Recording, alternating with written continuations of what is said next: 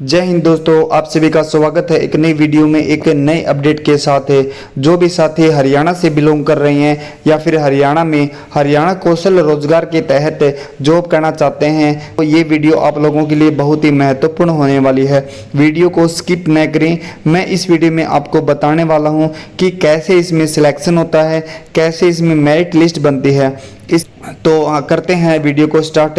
उससे पहले मैं सभी से आग्रह करूंगा कि अगर चैनल पे नए हैं तो चैनल को सब्सक्राइब कर लें, साथ में बेल आइकन को प्रेस करें ताकि कोई भी नई अपडेट है इसके रिगार्डिंग वो सबसे पहले आप तक पहुंच के। इस वीडियो के डिस्क्रिप्शन में व्हाट्सएप और टेलीग्राम का लिंक दे रखा है, उसको भी अवश्य ज्वाइन करें। वहाँ भी मैं टाइम टू टाइम अपडेट देता रहता हूँ। चलो स्टार्ट करते हैं अपनी वीडियो को। तो हम सबसे पहले देखते हैं कि इसमें एनुअल इनकम के बेस के ऊपर हमें मार्क्स दिए जाते हैं। जैसे कि परिवार पहचान पत्र है, उसके अंदर आपकी फैमिली जो आईडी है उसमें कितनी इनकम है। अगर किसी भी कैंडिडेट की 1 लाख तक अगर उसके अंदर इनकम है शो हो रही है, वेरीफाइड इनकम शो हो रही है 1 लाख तक की, तो उस कैंडिडेट को 40 में से 40 नंबर दिए जाते हैं। 1 लाख 1 रुपये से लेकर के 1 लाख 80 तक परिवार पहचान पत्र में अगर आपकी इनकम है तो उसके 30 मार्क्स दिए जाते हैं। 1,80,000 1 से लेकर के 3 लाख तक के जितने भी कैंडिडेट हैं या फिर जितने भी बच्चों के परिवार पहचान पत्र में इनकम है तो उनको 20 मार्क्स दिए जाते हैं। 3 लाख 1 रुपये से लेकर के 6 लाख तक जितने भी कैंडिडेट की इनकम है उनको 10 मार्क्स दिए जाते हैं।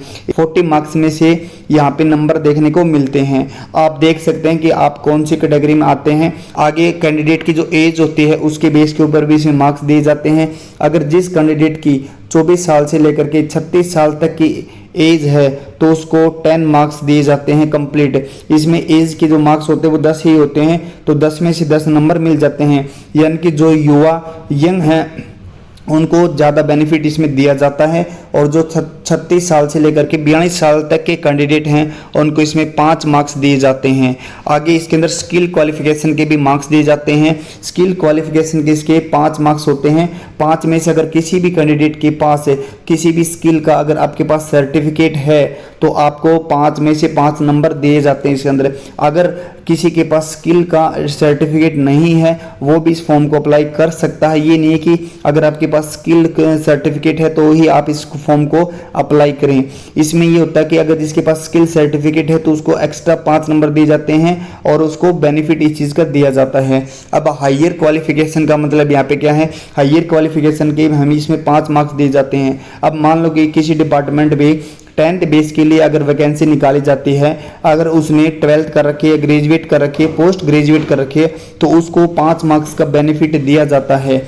ठीक है, तो आप देख सकते हैं कि किस बेस के ऊपर आपने फॉर्म अप्लाई किया है और आपकी क्वालिफिकेशन क्या है, उसके बेस पे आप इस नंबर को ऐड कर सकते हैं। आगे इसके अंदर CET जो हरियाणा में कॉमन एलिजिबिलिटी टेस्ट होता है, अगर वो आपका क्लियर है तो इसके बेस के ऊपर आपको 10 मार्क्स दिए जाते हैं। अगर जनरल कैटेगरी के 50% मार्क्स अगर CET में हैं और अदर कैटेगरी के अगर 40% मार्क्स अगर हैं CET में तो आपको पूरे के पूरे 10 मार्क्स इसमें दिए जाते हैं। अपनी जो टोटल नंबर है उस पर 10 नंबर आप ऐड कर सकते हैं। इसके अंदर आगे है एज ऑफ डेवलपमेंट। ठीक है, इसमें इसको 10 मार्क्स दिए जाते हैं। अगर मान लो कि कोई भी कैंडिडेट है, जैसे कि मैं दोबारा से एग्जांपल लेके बताता हूं कि हिसार में किसी डिपार्टमेंट में वैकेंसी निकाली गई हैं और हिसार का ही कैंडिडेट अगर हिसार से ही फॉर्म अप्लाई करता है तो उसके 10 मार्क्स दिए जाएंगे।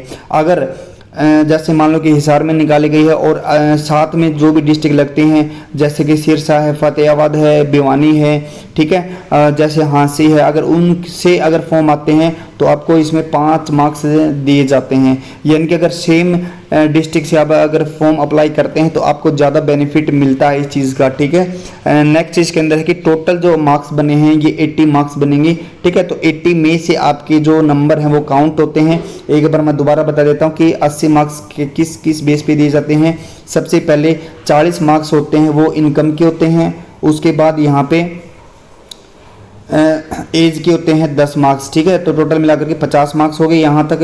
इससे आगे होते हैं स्किल के, यानी कि स्किल के यहाँ पे 5 मार्क्स दिए जाते हैं, हायर क्वालिफिकेशन के यहाँ पे 5 मार्क्स दिए जाते हैं। इसी तरह करके यहाँ पे 40 से 10 50 और 10 से 60 नंबर हो जाते हैं यहाँ पे, ठीक है। 60 और 10 नंबर इसमें सीईटी के होते हैं। 70 और ईज ऑफ डेवलपमेंट, यानी कि सेम डिस्ट्रिक्ट से आप बिलोंग करते हैं या सेम ब्लॉक से या फिर सेम म्यूनिसिपल कॉर्पोरेशन से अगर बिलोंग करते हैं तो 10 मार्क्स इसमें इस चीज़ के दिए जाते हैं। तो टोटल मिलाकर के 80 मार्क्स में से यहाँ पे मेरिट बनती है और यहाँ पे आपका सिलेक्शन होता है। तो आप मेरे को जरूर बताएं कि 80 में से सर मेरे इतने मार्क्स बन रहे हैं। जो भी साथी बेरोजगार है वो इस फॉर्म को अवश्य भरें।